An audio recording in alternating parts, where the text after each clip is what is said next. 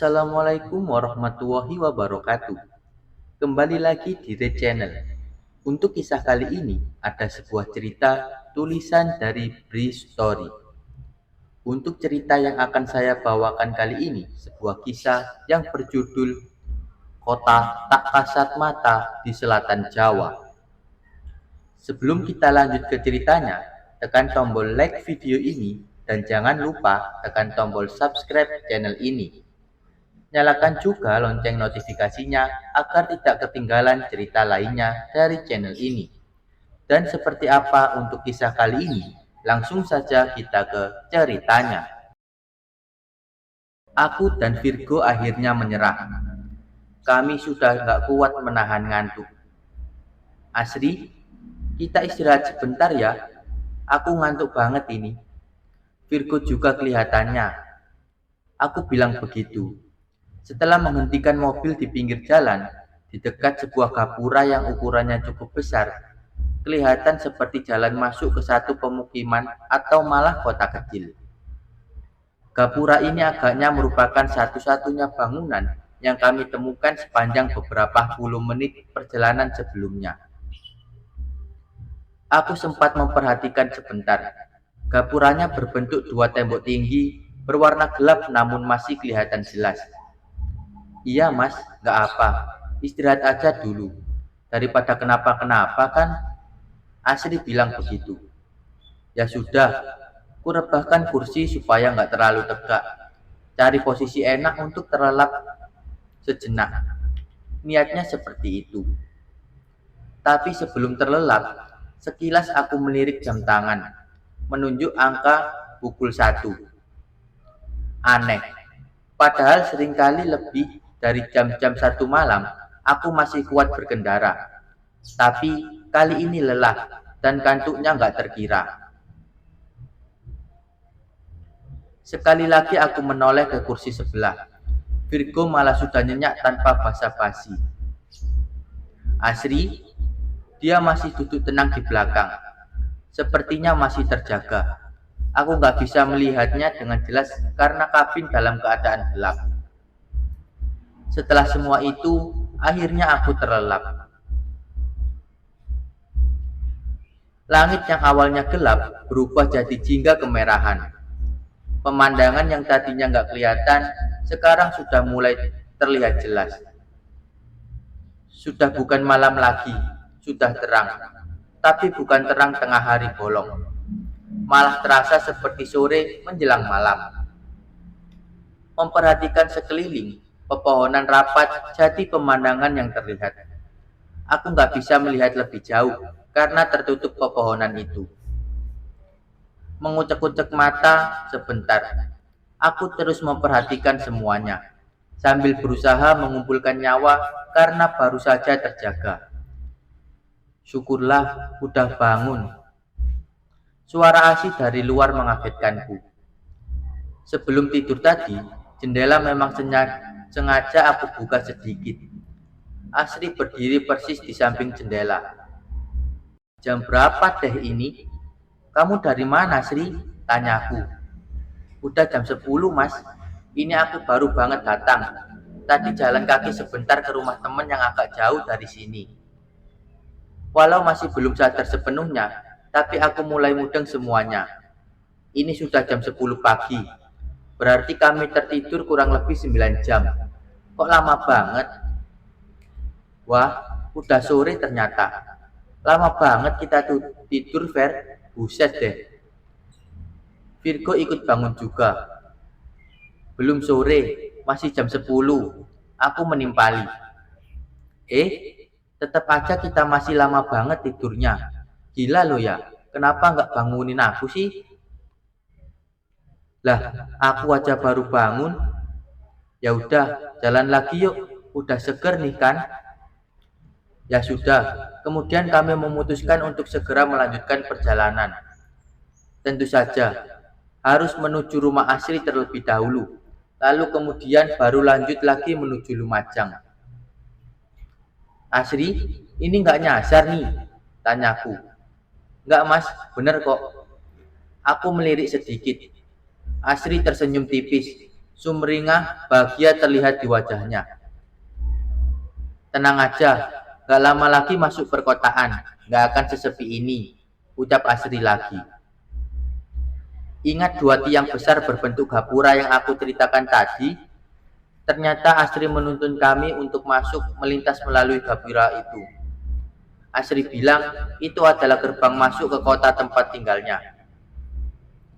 Agak aneh, tapi aku dan Virgo tentu saja mengikuti kemana jalan yang Asri tunjuk. Memang, paling baru sekitar 5 menit waktu yang kami tempuh sejak lewat gapura tadi, tapi tetap saja aku penasaran, karena jalan ini sama sekali belum pernah aku lalui sebelumnya. Ditambah, suasana dan pemandangannya agak berbeda dengan sisi jalan lintas Jawa pada umumnya. Jalanan yang sedang kami susuri ini bukan jalan besar, tapi jalan yang hanya cukup untuk dua kendaraan kecil berpapasan. Tapi sangat bagus. Aspal hitam mulus, sama sekali nggak ada lubang. Langit masih jingga kemerahan. Sinarnya sama sekali nggak menyilaukan, malah menyejukkan, menenangkan. Jendela sengaja aku buka setengah, karena udara sejuk berhembus langsam. Dingin juga, tapi bukan dingin yang menusuk tulang. Pokoknya nyaman, sangat nyaman suasana alamnya. Matahari sama sekali nggak terlihat. Aku nggak tahu pasti apakah tertutup awan atau memang pandangan terhalang pepohonan. Enak ya mas udaranya, Asri bilang begitu tiba-tiba, membuyarkan lamunanku dan Virgo. Iya, ini namanya daerah apa ya sih? Aku sama sekali belum pernah ke sini. Virgo menjawab sambil membetulkan posisi duduknya. Bener, enak banget, sejuk. Apa ada dekat-dekat gunung ya di sekitar sini? Aku bertanya begitu, karena sejak awal sama sekali nggak bisa melihat pemandangan sampai jauh. Nggak bisa melihat apakah ada pegunungan di sekitar sini. Emang gini mas, nggak ada pegunungan sama sekali, jawab Asri. Terus, ini pohon-pohon banyak gini, apa memang hutan di sini? Tanyaku lagi. Bukan hutan mas, memang begini, banyak pohon di pinggir jalan. Tapi pohonnya rapat banget ya, sampai susah untuk melihat apa yang ada di belakangnya, ucap Virgo. Dan yang agak aneh, sejak tadi kami sama sekali nggak melihat ada kendaraan lain, entah itu motor atau mobil. Hanya ada kami yang menyusuri jalan. Aku pikir karena mungkin masih pagi, atau bisa juga karena ini hari kerja. Jadi nggak banyak orang yang lalu lalang. Bentar lagi kita masuk perkotaan mas, lagi-lagi Asri membuyarkan lamunanku. Syukurlah, akhirnya, jawabku sedikit lega. Sekali lagi, padahal belum lama perjalanan kami, paling baru sekitar 10 menit dari gapura tadi. Tapi perjalanan terasa lama, terasa sudah seperti berjam-jam, rasanya seperti itu. Jalanan sejak awal hanya lurus dan lurus saja, sama sekali nggak ada belokan. Tapi akhirnya di kejauhan aku melihat persimpangan. Ada dua arah jalan, ke kanan dan ke kiri. Persimpangan yang di sekelilingnya masih sama, dipenuhi dengan pepohonan yang rapat. Belok kanan mas, Asri seperti mengerti kebingunganku. Dia lalu mengarahkan untuk berbelok ke kanan. Kendaraan pun berbelok. Dari sini, kelihatan di beberapa puluh meter di depan ada yang berbeda. Pemandangan gak lagi didominasi oleh pepohonan, tetapi sudah kelihatan ada bangunan. Kendaraan yang sejak tadi emang gak terlalu cepat, aku membuatnya lebih lambat lagi. Kuangkat pedal gas perlahan. Langit masih sama, jingga kemerahan. Udara juga masih sejuk, matahari juga belum kelihatan. Hanya sinarnya saja yang masih menyebar hangat. Jalanan yang tadinya aspal hitam berubah menjadi jalanan tanah kecoklatan. Tapi kelihatan dan terasa keras ketika roda mobil berputar menggelinding di atasnya. Itu yang pertama kali aku lihat ketika sepertinya kami sudah masuk ke wilayah perkotaan. Agak aneh emang. Kenapa jalannya malah jalan tanah? Terus saja mas, lurus. Asri bilang begitu. Kendaraan berjalan pelan. Aku memang sengaja membuatnya seperti itu. Karena banyak alasan. Banyak pertanyaan di kepala ketika pemandangan pepohonan sudah berganti jadi bangunan rapat yang nyaris semuanya sambung menyambung jadi satu. Banyak bangunan rapat. Semuanya bangunan permanen. Dinding tembok tebal yang nyaris seluruhnya berwarna putih. Ornamen-ornamen tambahan menghiasi setiap sudut kota ini. Ada lampu taman klasik di pinggir jalan. Ada beberapa kursi cantik berbahan besi menghiasi trotoar. Nah, dari semuanya, yang paling mencolok adalah desain bangunan dan segala ornamen yang ada. Aku sangat memperhatikan ini dan melihatnya sungguh takjub bercampur aneh. Karena semua desainnya tahun 1960 sampai 70-an. Klasik. Arsitektur Eropa namun masih ada banyak sentuhan budaya Jawanya. Indah. Sungguh indah kota ini. Ditambah dengan sentuhan sinar jingga kemerahan dari langit yang masih terus setia menghiasi hari. Saking fokusnya memperhatikan keadaan sekitar, aku jadi lupa dengan waktu. Lalu melirik jam tangan. Hah? Sudah jam 3 sore? Kok cepet banget? Ya, aku terkejut ketika sadar kalau ternyata sudah jam 3. Kenapa kamu? Akhirnya Virgo bersuara. Ini beneran udah jam 3? Tanyaku. Beneran. Jamku juga jam 3. Nih, lihat aja. Virgo menunjukkan jam tangan yang ada di tangannya. Benar, sudah jam 3. Mas, ini terlalu asik menikmati pemandangan kali. Jadinya lupa waktu. Tawa tipis Asri mengakhiri kalimat yang keluar dari mulutnya. Mungkin Asri benar. Aku dan Virgo bisa saja terlalu asik menikmati dan memperhatikan sekitar. Tapi harusnya nggak selama itu. Nggak secepat itu waktu bergulir. Taksiranku, harusnya kami berjalan sejak dari Gapura gak lebih dari 1 jam. Harusnya sekarang masih di kisaran jam 11 atau setengah 12. Sesekali aku melirik dari kaca spion. Asri terlihat terus tersenyum dengan mata berbinar cerah. Asik memperhatikan suasana kampung halamannya. Seperti orang yang sudah bertahun-tahun gak pulang. Emang biasanya kayak gini ya, Sri? Gak ada orang sama sekali. Sepi amat. Aku akhirnya bertanya kepada Asri perihal keanehan selanjutnya. Keanehan itu adalah sejak sampai di kota kecil ini, sama sekali gak ada orang yang lalu lalang. Gak ada sama sekali. Ditambah gak ada suara yang terdengar. Desir angin pun gak ada. Hanya suara mesin mobil kami saja yang menggema pelan terpantul dinding rapat bangunan. Seperti sedang melewati kota mati. Kalau siang emang begini mas, sepi. Nanti menjelang sore ke malam mulai rame. Jawab Asri. Kenapa begitu? Apa emang kayak gini dari dulu? Virgo ikut penasaran. Iya mas, Asri menjawab pendek. Tapi enggak juga, itu ada orang di dalam toko. Aku bilang begitu ketika akhirnya melihat ada tanda-tanda kehidupan.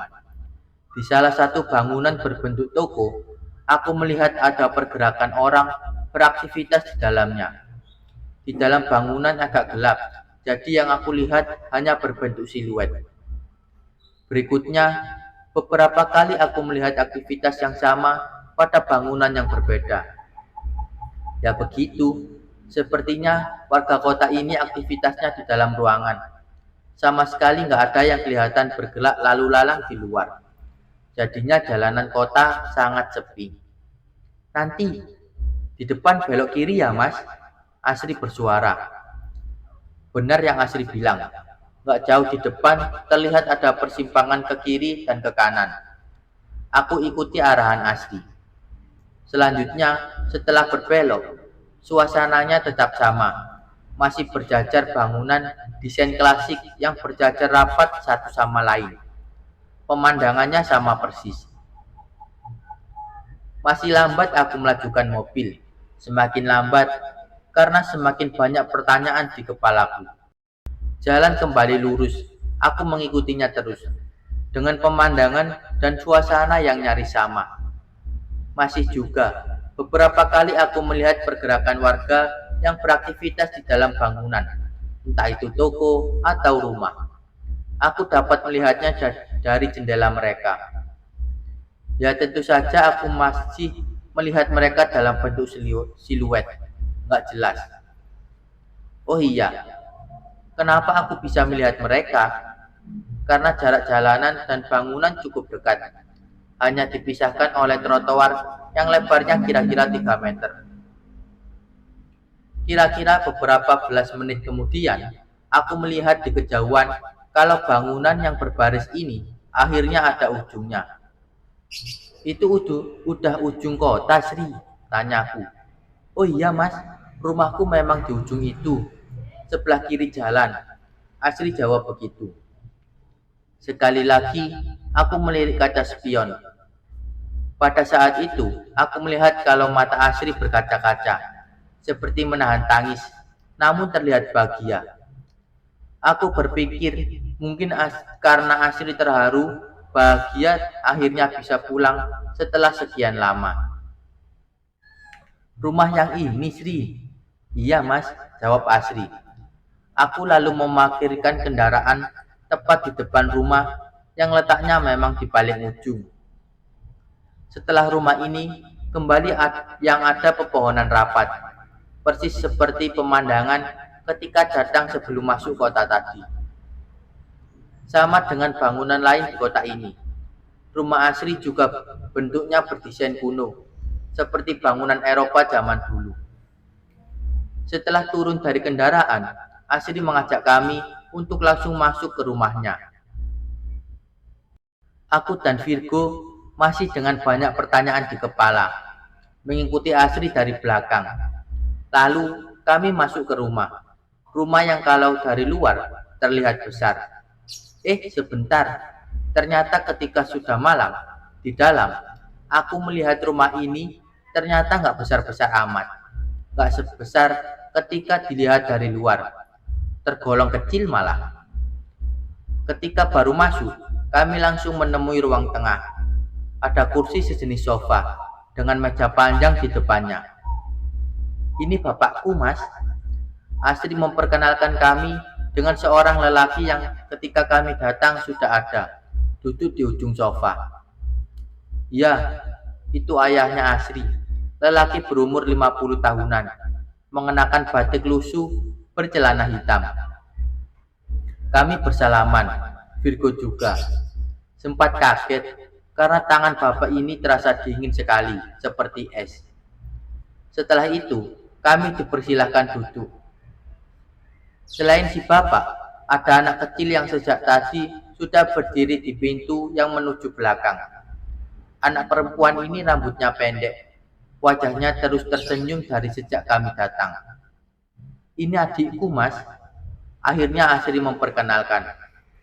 Dengan adiknya Asri, kami nggak bersalaman, karena dia seperti malu-malu, nggak mau mendekat, namun masih terus tersenyum. Nah, di dalam rumah, makin banyak kejanggalan yang membuat aku dan Virgo mulai makin merasa ada yang salah, ada yang aneh. Beberapa kami berpandangan ketika melihat atau merasa ada yang janggal. Contohnya adalah tangan ayah Asri yang sedingin es tadi. Yang aneh berikutnya, Asri jadi sangat pendiam. Setiap aku dan Virgo bertanya, dia menjawab hanya dengan isyarat, entah mengangguk atau menggeleng. Ditambah, ayah Asri juga sama sekali nggak berbicara, hanya tersenyum-senyum aja. Begitu juga adik Asri, hanya berdiri di pintu sambil terus tersenyum. Aku mulai merasa semakin yakin ada yang janggal ketika ayah Asri memberi isyarat, seperti mempersilahkan kami untuk menikmati hidangan di meja. Aku dan Virgo jelas kebingungan, karena di meja nggak ada makanan dan minuman sama sekali.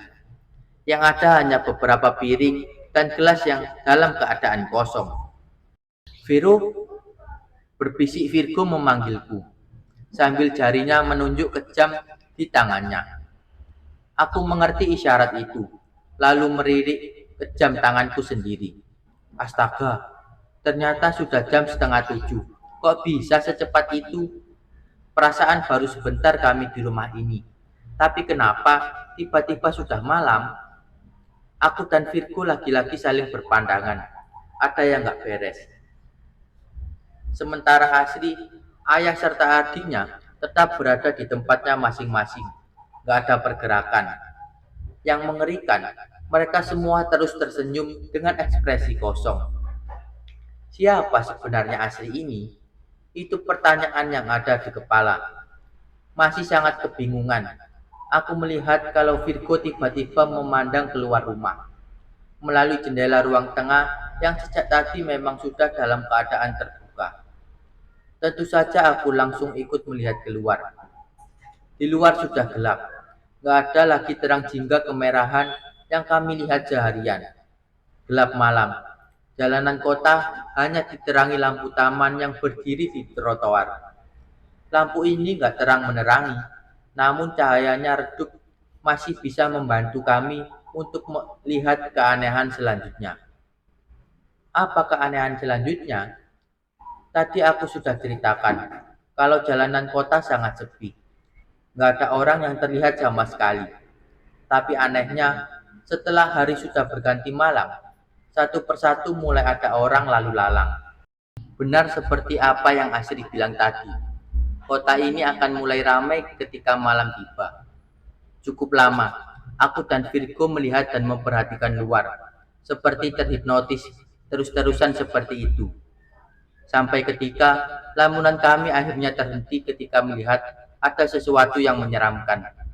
Ayo kita pergi, Ver. Gila ini. Begitu Virgo bilang. Aku ikuti ajakan Virgo tanpa pikir panjang. Kami berdua langsung bergegas menuju kendaraan, tanpa sedikit pun memperdulikan Asri dan keluarganya. Tapi ketika aku baru sampai pintu, ini jarak terdekat dengan tempat Asri berdiri. Asri mengucap kalimat pendek. Terima kasih, Mas. Begitu dia bilang. Aku mengabaikan, menatapnya pun gak berani. Terus berjalan cepat menuju mobil, berniat untuk pergi keluar dari kota seram ini segera. Tahu kenapa aku dan Virgo beberapa detik sebelumnya langsung kompak buru-buru keluar rumah? Itu karena kami melihat ada pemandangan menyeramkan. Di jalanan kota banyak orang lalu lalang, tapi ada sebagian sosok yang kelihatan sangat seram. Sebagian sosok itu berjalan seperti melayang. Kakinya seperti nggak menyentuh tanah. Kami terpaku melihatnya. Kemudian beberapa detik kemudian, kami juga melihat kalau ayahnya Asri, dia memberi isyarat dengan tangan, seperti pamit hendak meninggalkan ruangan. Ternyata benar, beliau pergi meninggalkan ruang tengah, menuju belakang rumah. Yang mengerikan, ternyata beliau bergerak melayang juga, gak berjalan seperti manusia normal. Pada detik itulah, aku dan Virgo memutuskan untuk segera pergi. Setelah sudah di mobil, aku langsung menyalakan mesin, memutar kendaraan menuju arah kami datang tadi. Kali ini aku mengendarai mobil agak cepat, ingin segera pergi jauh-jauh dari tempat ini. Lewat kaca spion, aku melihat dari kejauhan. Asri melambaikan tangan ke arah kami. Meraba-raba aku menyusuri jalan seram kota ini. Sepanjang jalan ini pula, kami terus melihat pemandangan seram. Banyak sosok yang lalu lalang bergerak berjalan melayang. Entah kota apa ini. Beruntung, aku gak menemui kesulitan mencari jalan. Gak lama kemudian, kami sudah berada di luar kota itu. Sudah kembali menemui pepohonan rindang. Kamu mual nggak sih? Pusing kepalaku, ucap Virgo. Iya, aku juga merasakan hal yang sama.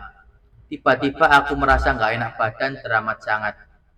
Perut mual, kepala pusing seperti berputar, keringat dingin bercucuran. Kita minggir dulu aja ya, aku bilang begitu, karena sudah nggak tahan lagi.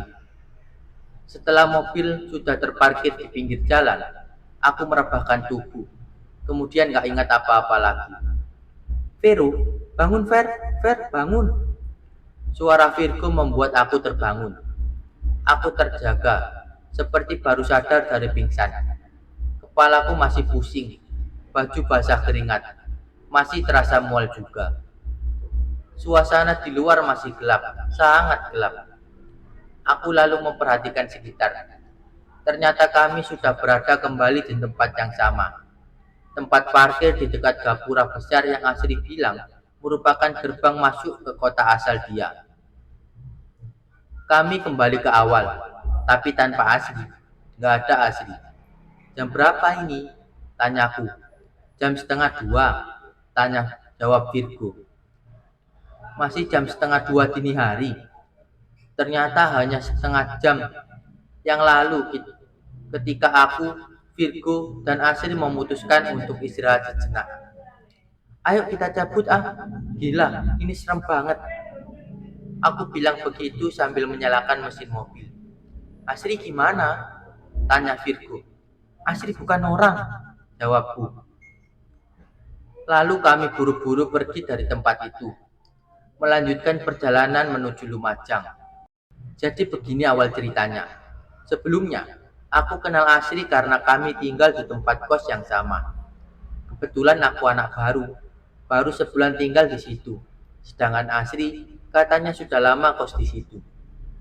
Pada suatu hari, 1 minggu sebelum kejadian seram itu, aku dan Virgo ditugaskan oleh perusahaan tempat kami bekerja untuk berkunjung ke kantor cabang di Lumajang. Entah tahu dari mana, Asri bisa menebak kalau aku akan ada perjalanan ke Lumajang. Mas, aku boleh numpang nggak ya? Aku mau pulang kampung. Sudah lama banget nggak mudik. Begitu Asri bilang, ketika kami berbincang di tempat kos pada suatu malam. Memang kampung halamannya di mana? Tanyaku penasaran. Pokoknya beberapa jam sebelum Lumajang, di selatan Jawa. Oh iya, ya udah ikut aja nggak apa, sekalian. Emang aku dan teman kantor mau lewat selatan sih. Begitu jawabku. Akhirnya ya itu tadi, Asri beneran ikut aku dan Virgo. Menumpang sampai kampung halamannya.